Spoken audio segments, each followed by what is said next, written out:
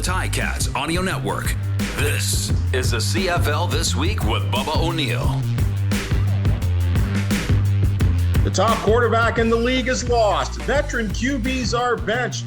Is there any other option in Ottawa? And what does the CFL have against nachos and cheese? This is the CFL This Week. I'm your tour guide, Bubba O'Neil. Let's introduce who's seated at this week's round table. He is a talented voice from Sportsnet 960 in Calgary. Thanks for checking in there, Pat Steinberg. Good to be here. Looking forward to it. That was an eventful week, so we've got lots to talk about. No doubt, no doubt. Opinionated, controversial, but yet always entertaining. From the Hedge podcast, welcome, Andrew Walker. Glad to have you on our side. Hey, always grateful for the invite, guys. Good to see you. And let's sound that rookie alert. He is the co-host of Locked On Leafs, Boo, Boo, Boo. And, of course, a reporter of the Fajardo Argonauts. Again, the enemy. Speaking to the enemy, let's say hi to David Morassutti. Thank you very much for the invite. I am glad to be in enemy territory today. Let's get right to it because, yes, there are a number of things to talk about on this week's podcast. Hey, the BC Lions lose second-year sensation Nathan Rourke. Guys, I'll come straight at you. Andrew, I'll start with you. Are Grey Cup hopes lost? Are they finished? Or do you expect a little surprise out of Michael O'Connor, the other Canadian quarterback, to succeed in that Lions offensive system? I mean, I do like O'Connor. I think, for all the boundaries that Nathan Rourke has pushed, I think O'Connor has the ability to do some of the same. Now, this is a guy that was just lighting up the Canadian Football League. I think he's the best CFL story in 10, 20 years? I mean, if not even longer. So in terms of Grey Cup hopes, I think, BC needed all hands on deck to be able to, take on the Winnipeg Blue Bombers in a semifinal or something like that. So I don't like their chances, but I do like O'Connor coming in, and I'm excited to get a look at him. But guys, I just don't think it can be overstated just what an amazing story Nathan Rourke was and what a blow it was to the league. I think you had a lot of people that hadn't, checked out the CFL in years starting to perk their ears up because this Canadian kid quarterback. I always said Johnny Manziel would have been like the white whale for the CFL to get, and they got him, and then he was no good. But like what Nathan Rourke is doing, I think in my head years ago, this is kind of what I pictured Johnny Manziel doing. It's just been amazing to watch. Pat, you got to be a little disappointed. I think even no matter what team you cheer for or report for, it is a big blow to the Canadian Football League because it was a great story. Yeah, that's just it. And it's a massive blow to BC, no doubt about it. But I think the thing that I felt most was, man, it was such a good story. You've got this Victoria-born, Oakville-raised product who is the best story in the CFL. He was on pace for just the sixth 6,000-yard season in league history, and then for him to go down the way that he did. And I know that BC's keeping the door open, and Nathan's keeping the door open for a return. But let's be honest. I mean, I think BC has to prepare for the fact that he won't be back for the rest of the season, and they have to prepare for a vastly different path here. And I'm with Andrew. Like I've been really interested in what O'Connor can be as a CFL quarterback going back to when he was a 20th overall pick in 2019. His numbers at UBC were prolific. He, especially in his junior and senior seasons, did a heck of a job limiting mistakes. His touchdown to interception ratio was really strong. So I don't think BC signed this guy by accident. I don't think that BC went into the season saying there's no chance O'Connor's playing and Rourke's playing every single down, because it just doesn't work that way. And we know in this league backups play. And so they were very deliberate in their approach. They went with two young Canadian quarterbacks. They didn't show interest in Mazzoli or Arbuckle or Harris this offseason. They were very deliberate in their approach. So they knew there was a chance that O'Connor could play. And I don't think that he's going to be the same dynamic, every down, explosive threat that Nathan Rourke was, but I think he's a very strong passer. He's more of a traditional pocket passer, drop back guy, but I'm really excited to see what he can do. And if you're BC, you've got a talented receiving core. You're 8-1. You're in the driver's seat to get a home field playoff date right now. It's not time to fold the tent. It's O'Connor time. It's not time to start waving the white flag. So I'm really interested to see what happens now, despite the fact that without question, there's a really big blow for the league. You know, David, there's a great chance there because they did build up a good cushion with that 8-1 record. I'm not trying to take anything away from Nathan here, but, you know, you've got those 3 receivers that are eligible, and quite possibly the first time in Canadian Football League history that they could have 3 1,300-yard receivers. Is there maybe an opportunity at thinking that this is more the system, David, than so much the quarterback, and that O'Connor can flourish? Personally, I think like when you see Nathan Rourke play, there's a lot of things he does on his own to give his receivers the chance to make the plays that they do make.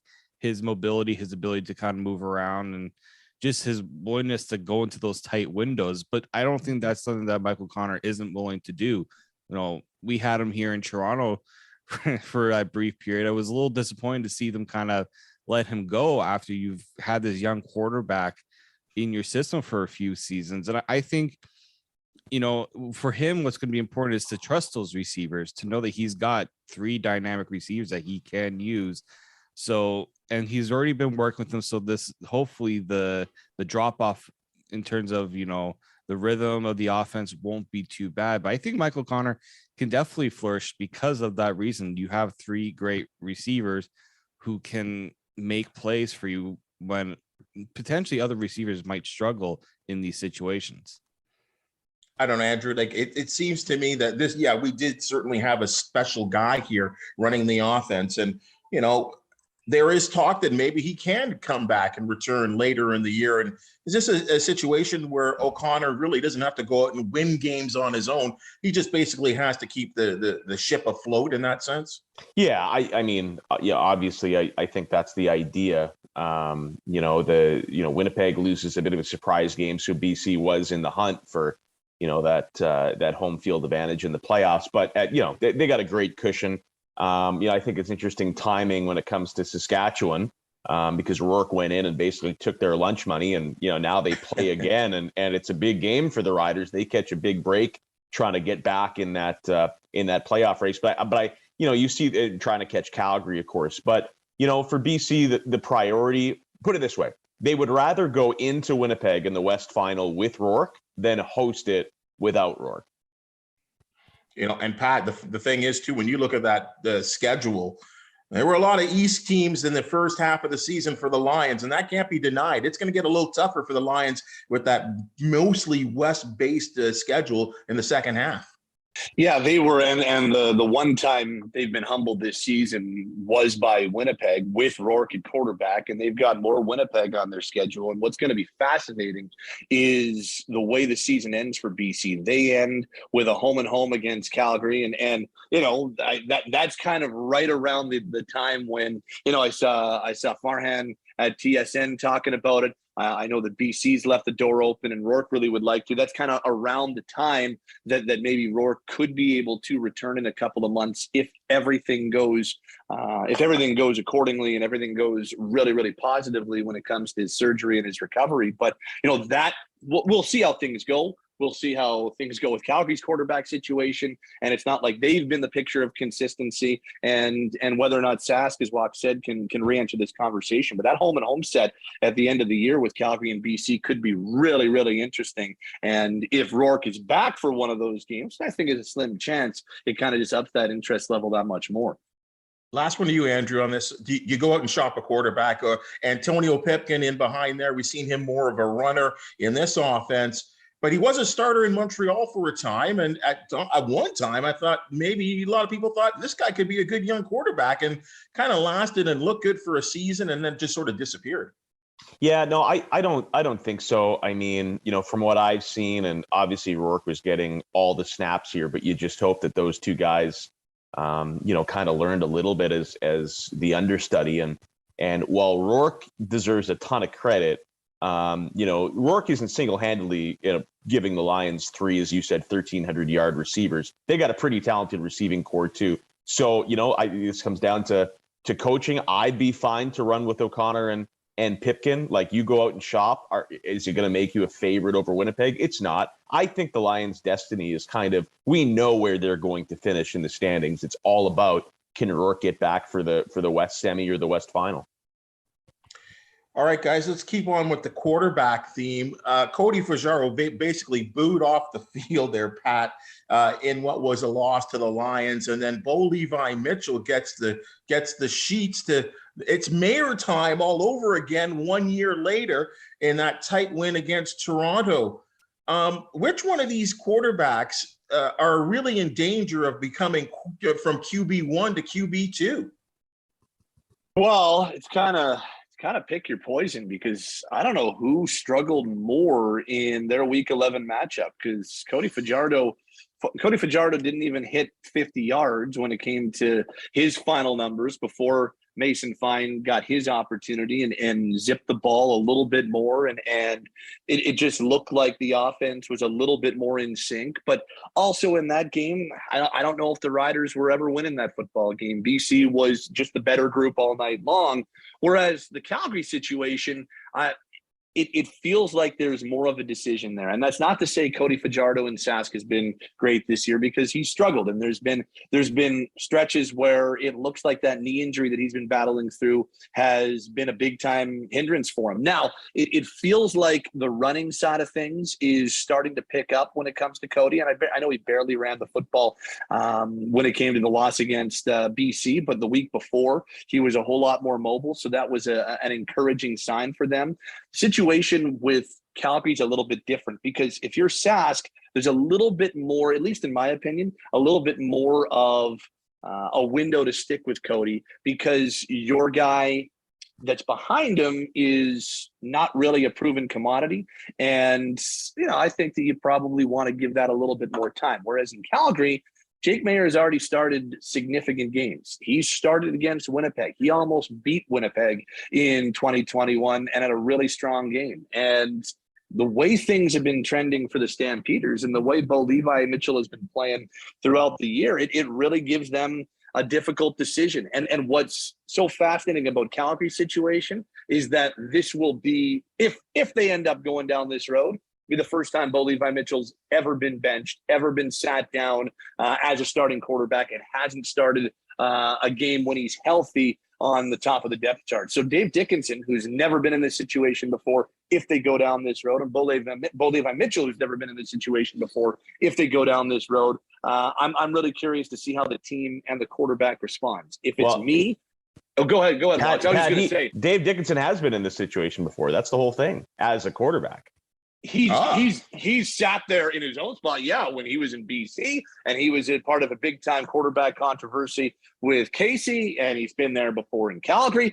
Just as a head coach, he's never been in this spot before. He's never had a decision to make quite like this, and I'm fascinated to see the way that he goes, because there's a lot of loyalty built up with Bo, and there's a lot of winning that's been done with Bo, and there's a couple of Grey Cups and 2 MOPs, but if the difference I see in this one is that was a pass. That was a pass, though, wasn't it? Just a week ago there, David.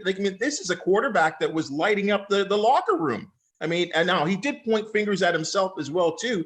But he was, I don't know if it was uncharacteristic, but he had a lot to say. And that was to the media, to us guys, where, a lot of these guys are pretty vanilla. David, he was pretty all over the place. And then he comes back the very next week and doesn't perform very well on the road in a team against Toronto, which I would think Calgary should beat them easily. Yeah, especially, as a quarterback, when you kind of call up the whole team, everybody kind of looks at you as kind of the leader, and you have to kind of lead by example.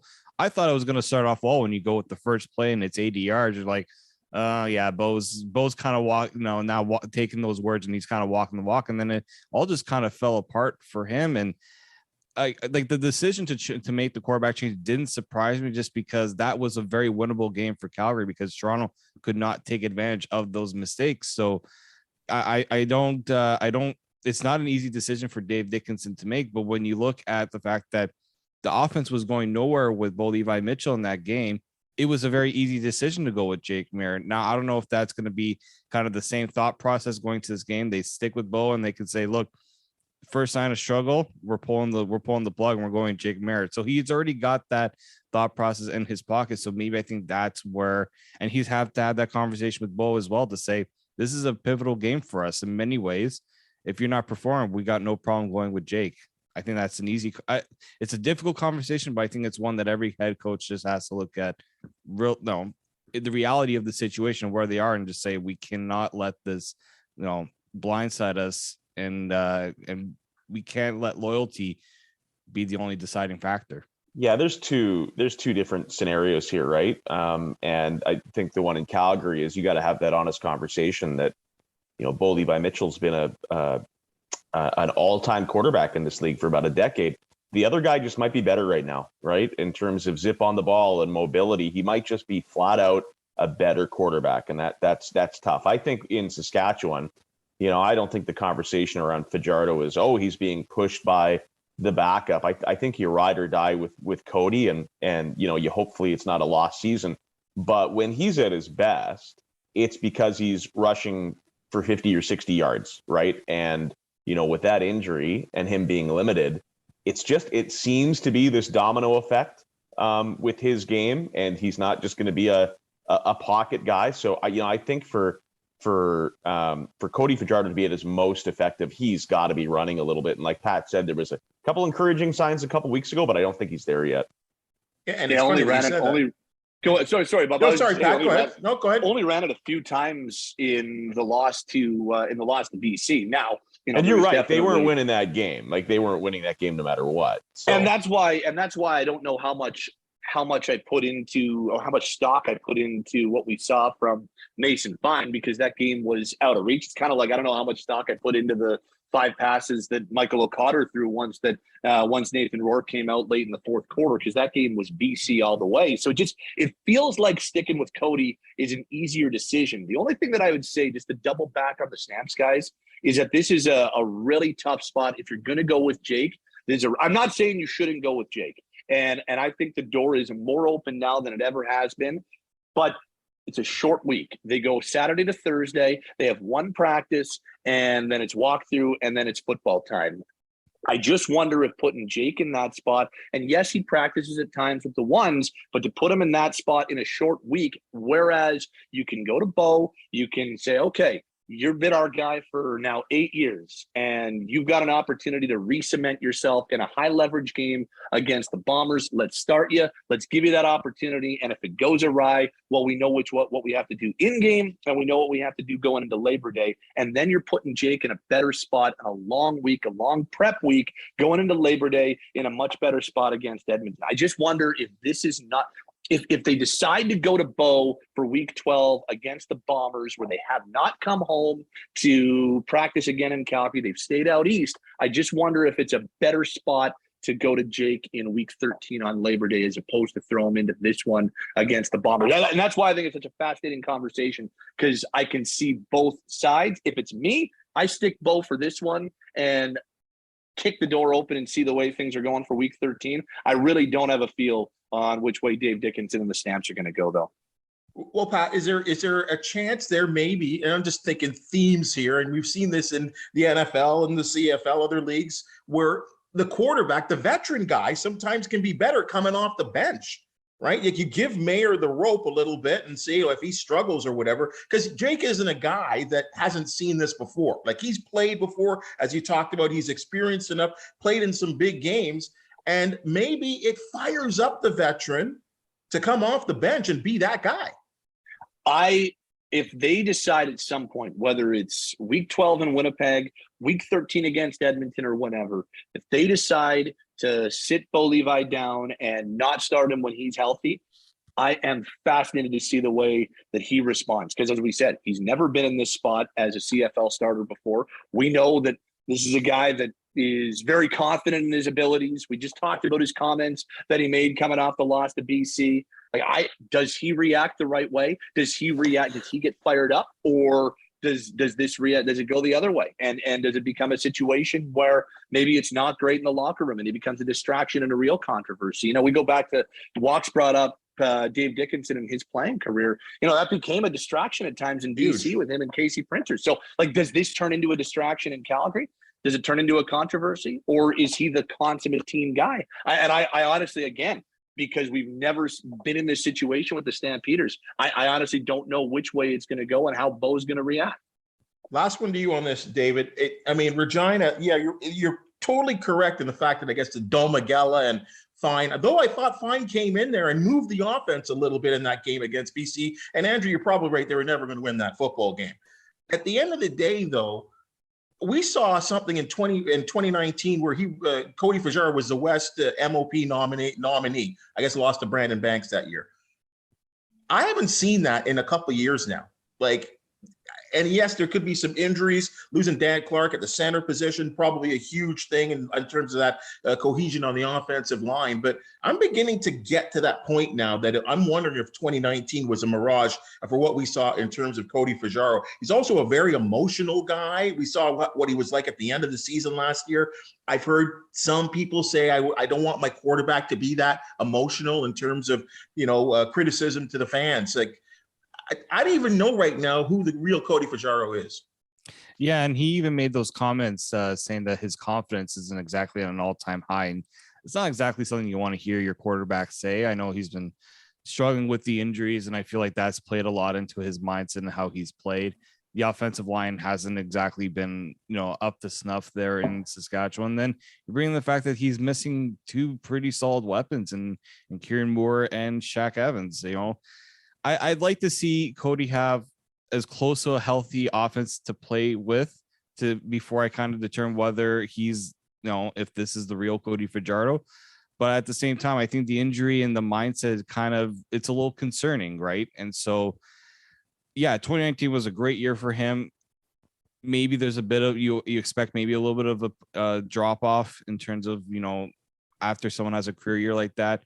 But I just want to see Cody Fajardo get that chance with kind of the machine working as well as it can. And I don't think it is right now in Saskatchewan. Yes, Mason Fine did look better in that game, but it was also just totally different circumstances. And I think that makes it hard to evaluate a quarterback when the situations are totally different. The pressure is totally different for both guys. So I like to see Cody get the chance with everything going well rather than, coming in when Mason coming in when things are kind of a little more lax and BC's just doing their best to make sure that they don't lose the game and they're okay making the quarterback look a little bit better than the other one. And I think it's really easy to be kind of down in the mouth if you're a Rider fan, because you play that comparable game, right? You play the grass is greener. You're in a really tough division. Calgary is always, Calgary's quarterback questions too, but they're always going to be this good, cultured, well-coached team. BC unearths Nathan Rourke. Who wouldn't love to have that guy? And the guy that you had and couldn't stay healthy in Saskatchewan is playing in Winnipeg and is kind of the leader of a pretty close to a dynasty almost. So if you're Saskatchewan, you're sitting there at 5-5. Fajardo, they call it a career season because it happens once. That's how it goes. I don't think he's.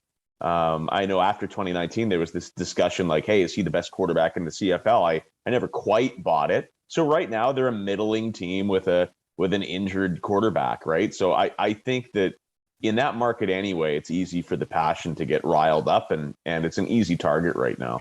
They're almost allowing 4 sacks a game. Let's not forget that. They've got by far the worst O-line in the Canadian Football League, and it's not really given their guy who's hampered a little bit by an injury much of a chance to succeed. To Dave's point about the machine, that machine around Cody is not clicking on all cylinders right now. So they got to figure out a lot of other things on top of their quarterback too. And does Cody need to be better? 100%. But his protection has been abysmal this year, and it's tough, especially when you're not when you're his type of quarterback. If you don't have that protection, and if you're not getting the type of blocking in front of you that he needs, it can really, really go south in a hurry. So there's a number of other things at work in Sask as well. Go to this unpredictable, wild, lousy, but entertaining Eastern Division. The Argonauts play tight. They almost pulled it off against Calgary. The Tiger Cats thought they won a football game, and then they lost a football game against the Montreal Alouettes in a tough game at Molson Percival Stadium. These two teams clash for the next couple of weeks, guys. Ticats Argos ends on Labor Day. It starts this week in Toronto. Andrew, if you're the Tiger Cats or you're the Argonauts here, who's the team that really looks like they're going to be on the outside? Because unless Saskatchewan totally falls apart, it really looks like the crossover is a reality this year. which team is in more peril right now in terms of making the postseason? Ticats or the Argonauts? I think it's the Ticats. I'm concerned about them. This is a club. Even the last couple of years, they've been really good. They have made great cups, and they're still riding this 20-year drought. So I think it's a bit demoralizing. They can't stop anybody right now. They haven't won a game on the road. I think that, to add insult to injury, it's not just about maybe potentially losing a playoff spot. It's about losing a playoff spot to a team in the West, which is a little embarrassing. But I am concerned about Hamilton. If I had to put money on it right now, I think the crossover is a big time reality. I think it's going to happen. And I know we have this conversation, plenty of times over the years, because, obviously, if you're a team in the West, the preferable route would go through the East. That being said, no one has ever done it. Like it's really hard to do it, but I would probably pick that poison if I had my chance. It's better than going through, BC and Winnipeg or Calgary and Winnipeg. Pat? Yeah, and I'm with Watson, and I know that we're talking to a Hamilton host. I worry about the way that they have managed football games late, and I know that Toronto let a game go and they were in the lead in the fourth quarter, and it was an MBT pick six that really turned things around and allowed Calgary to get back in that football game. But you take a look at Week 11, Montreal went from their own 7, starting with a good return from Worthy and 2 plays, and they moved themselves into makeable field goal territory in the span of less than 20 seconds. And Hamilton had this opportunity to pull off a signature win on the road and put themselves in a great spot going into Toronto. And again, they let it slip away in the fourth quarter. And the Calgary game and the Edmonton game and now the Montreal game. They have had leads in the fourth quarter. They have been in spots where they should be closing out football games, and they've let them slip. And we don't know what Dane's status is. And, I have in mind Schultz in his understudy role, and he's given them some. He's looked really strong at times, and maybe we have another quarterback controversy depending on how things go when Dane comes back. I guess with the way Toronto's played, as you mentioned, Bubba, they play tight and they've been in a lot of games. And I guess I just feel like there's 2 games to go against Hamilton for them. And that could really decide the way things go. I just am a little bit more worried about the trend that we're seeing from Hamilton of being in control in games or being in a position to win them and then let them slip away. So these 2 games are going to be fascinating. And all of a sudden, Montreal's sitting in a spot where they've got Ottawa 3 more times, they've got Edmonton once, and they're trending in a good direction. All of a sudden, the door's wide open for Montreal to make some noise in the East. David, you saw the first 2 games in this 4-game series within 5 weeks, and as you'd expect, the Ticats and Argos split those 2 games. You expect the same thing. What's coming up next? And looking down the line, which team do you think looks better right now? Yeah, I do think that there's probably a good chance that there is going to be a split. Toronto hasn't exactly played well in Hamilton. That's and especially on Labor Day, that's always a tough place to play. And the Argos have always struggled to win those Labor Day games. So that's why I thought this game for Toronto coming up on Friday is crucial. Like, they have to win this one because you don't want to give Hamilton that chance to leapfrog you in the East. But I look at the schedules for these 2 teams. Toronto's is relatively easier when you look at the opponents that they play. You got, Ottawa twice. You got potentially a BC team without Nathan Rourke, Calgary, Edmonton, and then the last 2 against Montreal. Hamilton still has a bit of a tough road when they have, Winnipeg, Saskatchewan. That could be a potential game where they see that as a playoff, big playoff game where they have to keep their playoff position alive. So Hamilton's schedule looks really daunting to me. Losing that game to Montreal was also just a killer as well. I just think the way that Hamilton's losing these games in the second half is tough. Toronto's now done it 2 weeks in a row, but it's more so because the offense just has not been there. If they find a way just to get any consistency on offense, they don't even have to score touchdowns. If they just put up any points, I think their defense is good enough to keep them in these close games. And this is the big thing, is they've all been close games. even with Hamilton, they've been in close games, but I just feel like Toronto is one little element that they need to figure out. It's always been a struggle for them, but I think they realize they're close. They just need that one little thing to go their way. Andrew, I've never seen anything like it. I got to admit, and I could care less if I'm working with the Ticats or not here. The reality is, with the exception of a game in Winnipeg, the Tiger Cats have been in every single football game.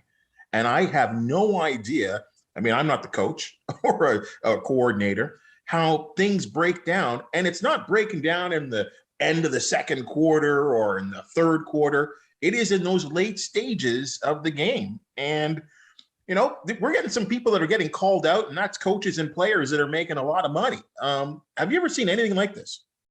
Yeah, it's a little nuts. You know, I remember, I think it was the Minnesota Vikings last year, a year before, and it felt like they lost about 8 games right at the buzzer. You know, they mismanaged the clock, they missed kicks, you know, brain cramps from players in big situations. But, you know, there's 2 types of bad teams. There's the teams that, you know, just don't have the personnel, like, say, the Edmonton Elks.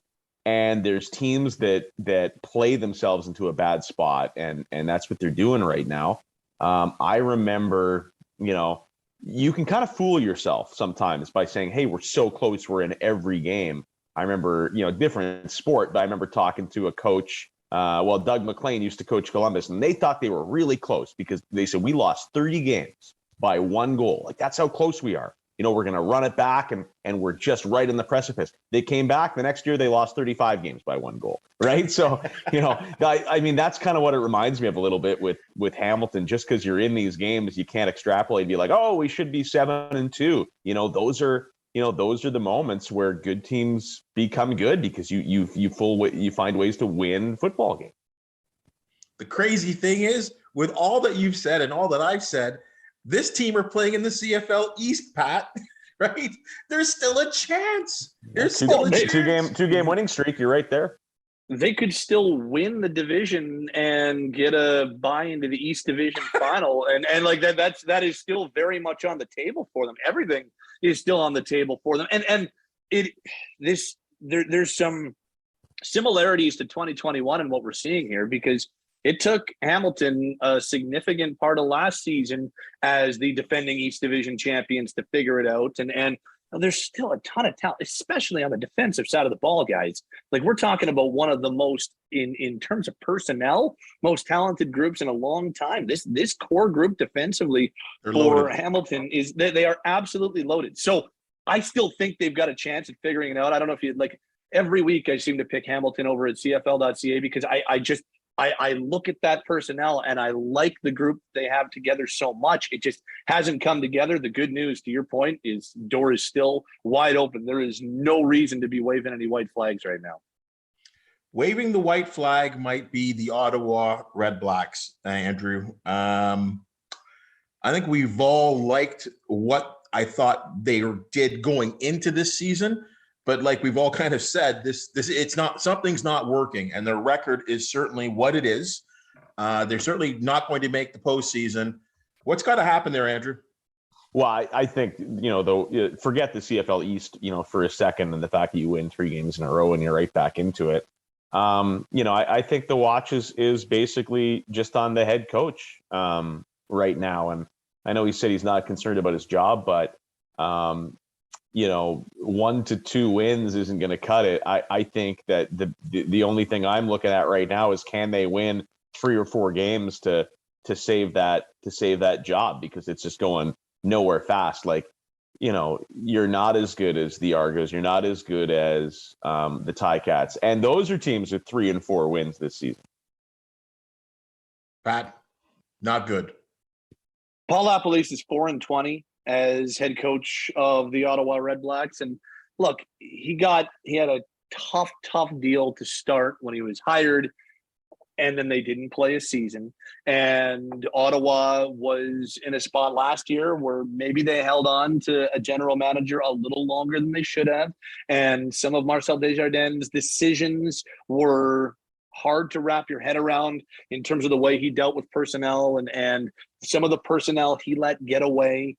But this should have been a year that they took a step forward. And I know that Jeremiah is hurt now, so it's a little bit harder. But, even when Mazzoli was playing, they were finding ways to lose football games opposed to win them. And they went out and Jalen Ackland's been outstanding. He's proven that this guy has got number one chops, and I think we saw that when he was in black and yellow, and he's proven that now in red and black in Ottawa. And William Powell returns, and they add on the offensive line. Like I'm not saying they should have won the division, but they should not be 1-9. They should not be very clearly the worst team in the CFL. So, look, I've always been a huge fan of Paul Lapolice. I love the way that he worked his way back to a head coach role. He got fired in Winnipeg. He went and worked at TSN. He became a coordinator again with the team that fired him and then worked his way back. I'm rooting for the guy, but what can you do in Ottawa? You're not going to overhaul the team in the middle of the season. And maybe you just,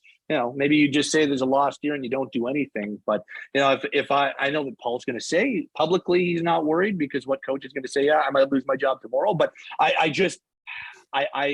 don't know if there's any other thing that the Red Blacks can do in season to kind of give them a boot in the behind to try and change their fortunes. I mean, I look what happened with the guy that I really had a lot of time for in Kahari Jones in Montreal. The decision from Danny Machocha to put himself back on the sideline seems to have gotten things back on a better track in Montreal. And now all of a sudden they're looking at a window to win the East Division. So I don't know.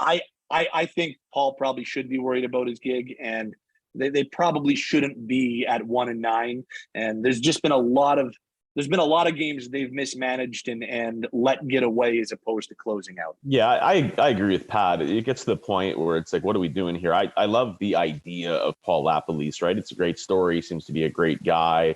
He's had some success. He was a pretty good television personality, covering the league, and now he gets a job again. But yeah, you're 1-9. As Pat said, you're 4-20. What are we doing here? And there's no silver lining, right? Like, you can't be like, well, hey, listen, at least we're picking at the top of the draft. Nobody cares. Tanking's not a thing, in the CFL. So you always have something to play for. Guys are playing for extensions. Paul Lapolice is coaching for his job because, unless you win, I'm saying at least 3 games the rest of the year, that seat is going to be scorching hot. David, here's the thing with Paul, and you're right. I think everyone respects the guy, an outstanding individual on a personal basis. I've always seen him as a sort of an offensive genius guy, a guy that really understands offense very well. And that offense for the Red Blacks is atrocious. They're horrible.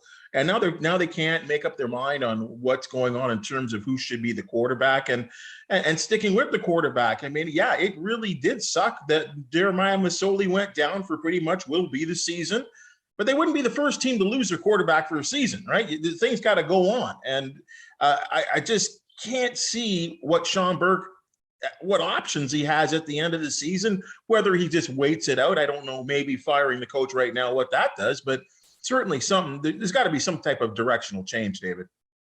Yeah, I mean, I think we're seeing that likely Nick Arbuckle will get his opportunity in this offense. I don't put all this on Caleb Evans. I think he's shown flashes of what he can do, but he's also a younger quarterback. He still needs time to learn. He's Caleb Evans. Yeah, exactly, right? I didn't expect Caleb Evans to come in and be the savior. But at the same time, you kind of have to know with Jeremiah Masoli, there's that potential for him to go down with an injury. He hasn't been able to really stay healthy, which is unfortunate. This is not an injury that was all his fault when you consider the hit. But if I'm Paul Lapolice, the clock is really ticking here. And yeah, if he goes with Nick Arbuckle and let's say Nick Arbuckle struggles, I don't know where Ottawa then goes. For them, it's got to be, look to next season. I think you should start planning now. Like the Argos, when they made that decision in 2019 to kind of just clear house, they did it with the intention of let's get a head start and try to look forward to the future. I think that's something Ottawa needs to do, is they need to figure out, okay, the season is pretty much lost. I know a couple wins could maybe change that, although getting even one win has been a struggle for them. I just think that when you look at the East is right there for anyone to take. And I think if you're Ottawa, maybe you just plan for the future and you plan for, let's make this something that's sustainable over the long run, and then just trying to worry about this season. And I think the big one has to be, can Paul Lapolice get us there, or is there someone else that's better? And I think that's what the evaluation needs to be. Side topic here, guys, with Ottawa, and you brought up the name, which, and we're so quarterback centric today, but Arbuckle, like, he's played was he not supposed to be, Andrew, like the next great CFL quarterback? I mean, well, add him to the list of that. I mean, we could talk all day about the next great CFL quarterback. Like, wasn't he supposed to be that guy? Like, I mean, we've seen him in so many markets now, and I mean, teams that he never even really played for, and then he gets traded somewhere. Strange. Well, it's kind of, yeah, it kind of reminds me of like the Patriots succession plan a little bit. Calgary was bar none the best organization in the Canadian Football League for, basically a decade. And, and the quarterbacks, even the guys that didn't have amazing talent, succeeded there. You had Henry Burris, and you had Drew Tate, and you had, Bo Levi Mitchell. And so here was kind of the next guy, Nick Arbuckle, sitting there. And, he has packages that they run. I mean, he's playing in the playoffs and big moments in a Grey Cup game, one kind of infamous moment. But, it's kind of like, I don't know, it's kind of like people salivating over Jimmy Garoppolo a little bit coming out of New England. And finally, we got a guy from that organization, from that culture. And hey, now we're going through it again a little bit with Jake Meyer. But, you can, the Calgary shine can stay on a guy for a long time, and he's good enough that he keeps getting jobs, right? I think we see this in our industry too, or we used to anyway. You're good enough, you're still getting jobs. Are you good enough to keep those jobs though? The thing with Nick is, I mean, he has not shot the lights out, don't get me wrong, but he's had a really rough set of circumstances. So he has that year in Calgary where he started 7 games while Bo Levi was hurt, went 4-3 in 2019, and was pretty good. Like, he was very, very strong, and the Stamps were in all 7 of those games. Bo comes back. Obviously, he's the guy. And then they make the trade. He goes to Ottawa. They sign him. And then he never plays in Ottawa because a contract dispute. And basically they traded Arbuckle for Nichols, and neither guy really worked out. Nichols was a disaster in Ottawa last year, and Arbuckle barely played in Toronto, and part of that was injury. And then McLeod took over, and McLeod's a great story and has kind of taken that job for himself. Then he gets traded to Edmonton late, and the last regime in Edmonton didn't play. So you go out and acquire this guy, and then you don't play him, and you're like, okay, well, what are Elizondo and Sunderland doing here? They just acquired this guy, and they signed him, and then they don't play him down the stretch. And now this year, Chris Jones comes in and basically came in and said, "Yeah, you know what?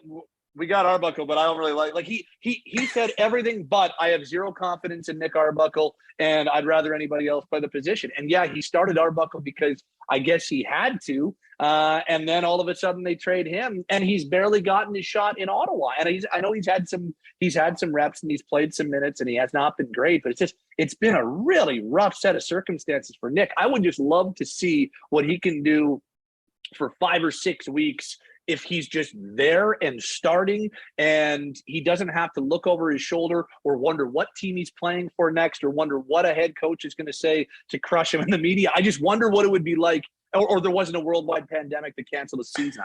I wonder if there were circumstances that were maybe slightly better for him, what he could do. I know he hasn't been great, but he also has not been handed a great set of cards either.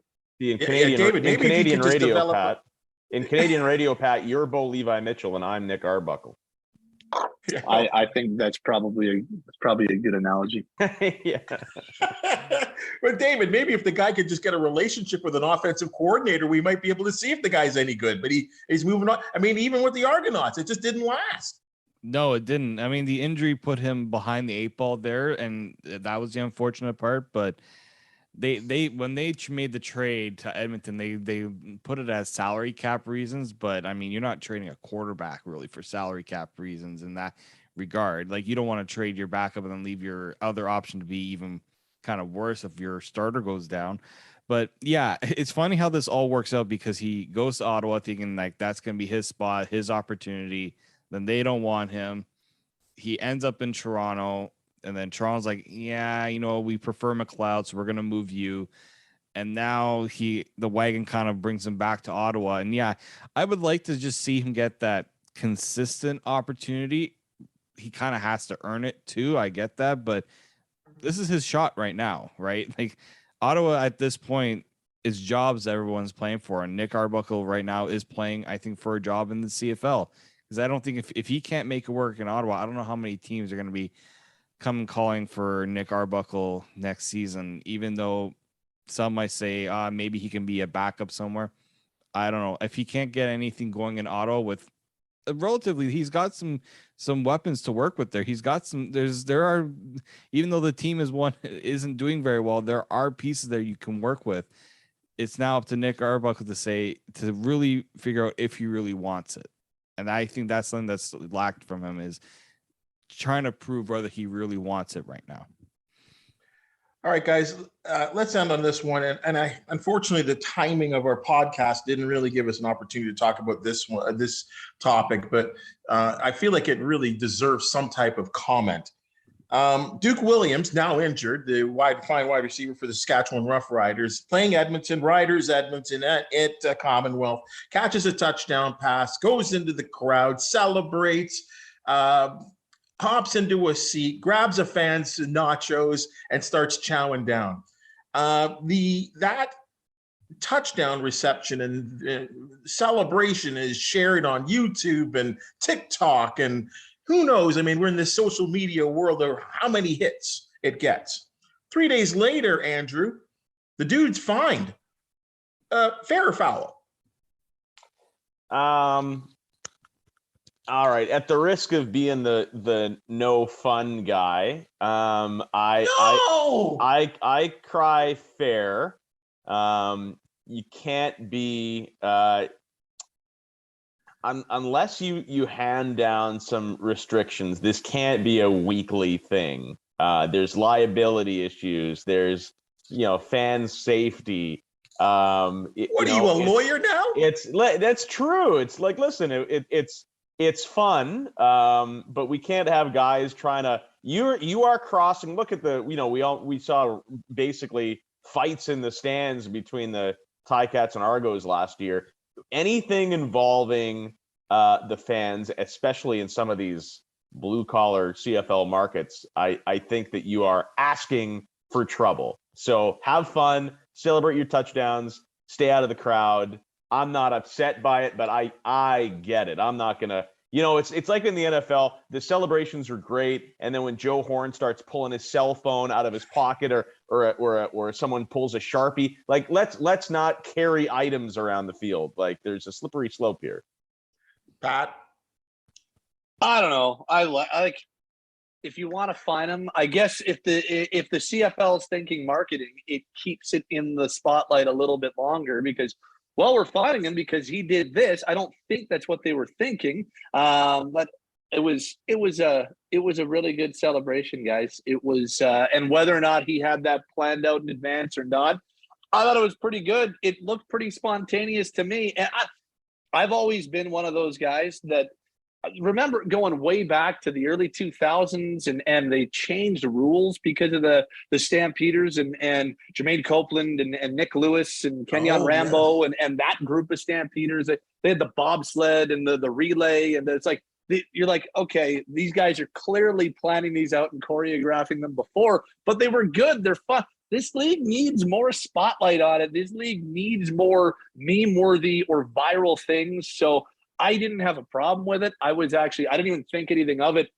when I saw it. I'm like, oh yeah, Duke's one of the best guys to do that. He's had 2 or 3 of those celebrations would end up on YouTube or TikTok or whatever. You're like, okay, that's one of them was X-rated. Yes, one of them was NSFW. But I just like, hey, it's good for the league. So when I saw they fined them, I was like, oh, what, the celebration, the nacho celebration, like that, it was a little surprising. So I liked it. If they want to fine them, but I just hope it doesn't deter Duke from doing it again. David, are you working for the league office too, or what's going on here? I've been a little split on. I thought maybe you try to give a warning, but I think because it was already put into place after what happened in Toronto last year, like the league just does not want anything like that to happen. They were following the rules. Dave's right. Like, it was very much by the book. Yes. Right.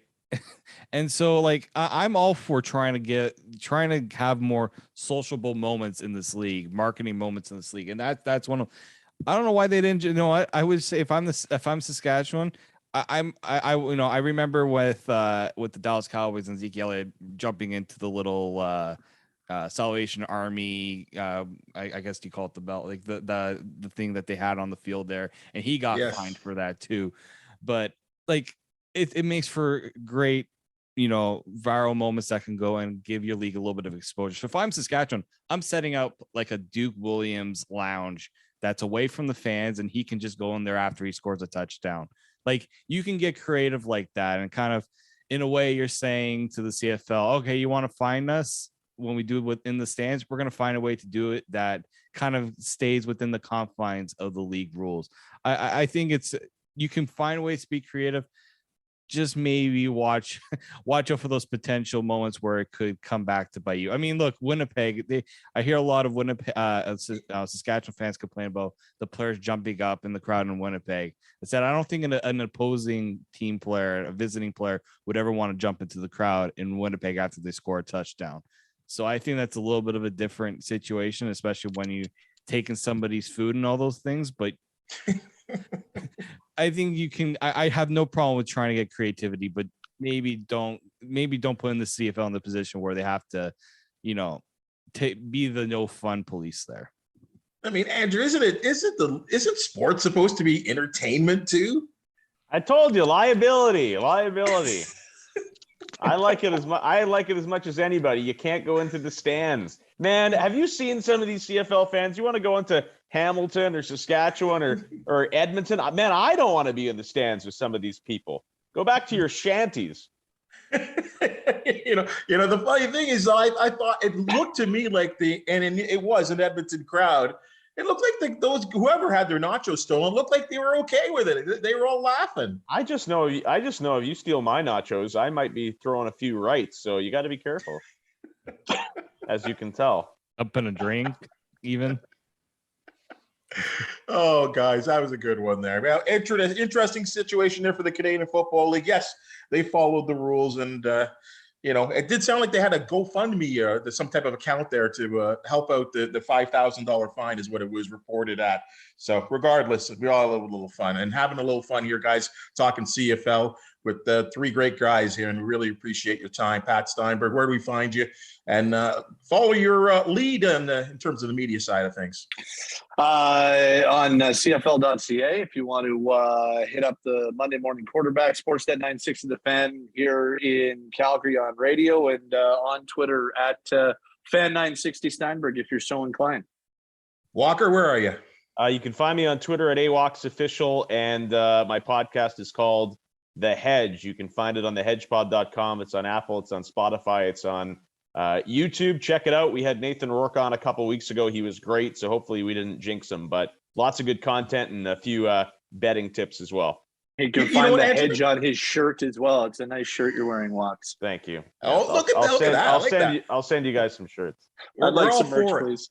You know what, Andrew, let me just ask you a quick question on this, because this is something that certainly, I think the first year that we're really seeing this, how has the public really adopted to this sort of, wagering on CFL? Is it a hot thing right now? I think that it's tricky for me to say, because I've bet on sports for 25 years. They were always part of my, Pat knows this, it was always part of my, radio shows and analysis long before it was kind of mainstream. People went down the street and got their Sports Select ticket, but they didn't really know how easy it was to wager online. I just think, I've always thought this, I think that, and we've seen this with the NFL, the popularity of certain sports is just enhanced greatly by betting and fantasy. Gone are the days where, hey, you'd go to a couple CFL games a year and it was and this goes for any sport, and it was in your market. Well, I live in, I live in Calgary, so I'm a Stampeders fan, and I might see a team on TV or something. But now you get access to everything. You see every player in every sport. You can watch it, on your phone. You can watch it, in your living room, no matter where it is. So all of a sudden, you are a young kid in Edmonton per se. You can be a Nathan Rourke fan. Why not? So when fandom isn't tribal, you're looking for things to cheer for. That's why I've always loved fantasy football, right? I'm taking Cam Newton today, so I'm the biggest Cam Newton fan, something like that. And betting is the same way, right? I don't have great feelings for the Toronto Argos, but if I need them to cover, -8, like go Argos go, I may as well be a season ticket holder. Well, I always thought that's why the NFL kind of quietly kept the business going on. I mean, and I think the CFL can certainly be enhanced, because you're right. All of a sudden, games that you wouldn't watch, you're watching. And I think we'll be watching the Ticats and the Argos here, David. So where do we find you and keep up on what's going to be going on in a very, very busy couple of weeks here? Yeah, you can find me on Twitter at D_Morassutti. You can go and subscribe to my Substack, where I we'll have a lot heading into this matchup. And you'll also find some of my work at sportsnet.ca as well. Thank you so much for joining us, guys. Hey, CFL fans, as you know, we're here every week, starting on Monday, Tuesday this week. Technical difficulties. Regardless, find us all the time on wherever you get your favorite podcast. Always on YouTube. Like, subscribe, get that notification going. And we're talking CFL, and we're looking forward already to a big week of games leading up to Labor Day. As they say, Labor Day, the season and the CFL really kicks in, and we look forward to driving you right through to the end of the season and through to the playoffs. Bubba O'Neil here on the Ticats Audio Network. This is the CFL This Week. Catch you next week. The CFL This Week with Bubba O'Neil. Subscribe, like, and get the deepest takes on Canada's game every Monday.